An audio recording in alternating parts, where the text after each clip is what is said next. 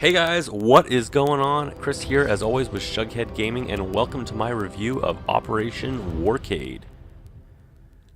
I grew up in the 90s, and I spent more than my fair share of quarters and loonies on light gun games in the arcades. VR and its love of wave shooters has helped to revitalize the spirit of these old arcade shooters. But none have taken such a literal approach to this as Operation Warcade, coming out on PSVR April 10th. Let's get into it. As always guys, if you enjoy the video, hit that like button, and if you want more PSVR content from me, please consider subscribing. Graphics are up first. In Operation Warcade, the developers are going for an homage reimagining of the early 90s era arcade games. I appreciate what they're going for here, but the PSVR version does suffer in this department, especially when compared to the Steam versions released last summer. The textures are bland and minimal, but these are part and parcel with a game of this era, I understand that. What hurts the eyes is the extremely jagged mess on all texture edges. This combined with underdeveloped graphics on your far sides and a significant amount of pop-in. You'll always hear a helicopter or a vehicle rolling in just before it pops into existence on your screen. All this being said, it really didn't hurt the game overall for me, but I'd be lying if I said it wasn't still distracting from an otherwise fun game. When in Immersion Mode, which is a QuickTime mode you activate in-game that brings you into the game at street level, graphics and animations are serviceable, but overall they're not very attractive. Overall immersion in the game is also hindered by the undercooked graphics and the overall nature of the standing on the sidelines type of presentation here. It should be mentioned that, however, gun models are decent and on par with many VR shooters out there. Motion sickness could be an issue for some.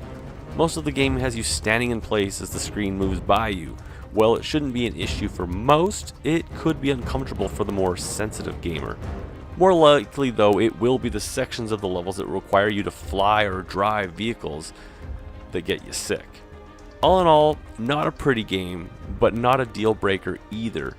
Here's hoping for a pro patch soon. Sound is up next.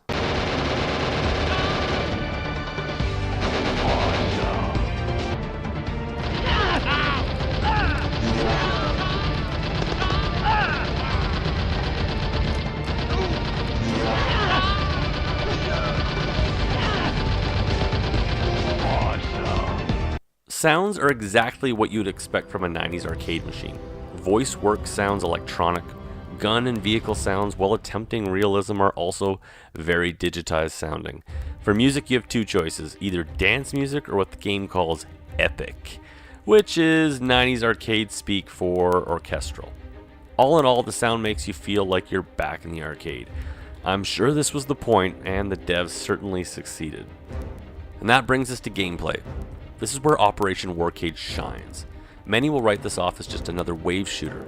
It wouldn't necessarily be wrong, but they will have missed the point. Operation Warcade is a time trip back to the arcades of old, with a light gun in your hand and a pile of quarters on the tabletop.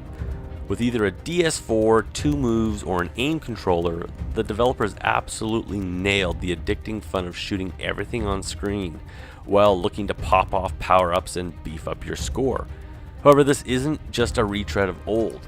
Ivanovich Games has thrown in every arcade shooter mechanic and gun they can think of, then added in some VR sweetness with excellent tracking across all controllers, super hot like bullet time, and most importantly, the Immersion Mode, which I said puts you right in the cabinet shooting shit in all its VR glory. I had a blast firing dual Uzis 1 minute, tossing grenades, then the next ejecting out of a jet plane I just did a strafing run in. This is what the American dream game should have been. While levels can get a bit repetitive, the game has a nice habit of always throwing in something new to the mix. It could be gunning out of a helicopter, using a sniper rifle to clear out a distant hill, dual-wielding shotguns, throwing knives, or even using a gravity gun to pick up and hurl, well, everything.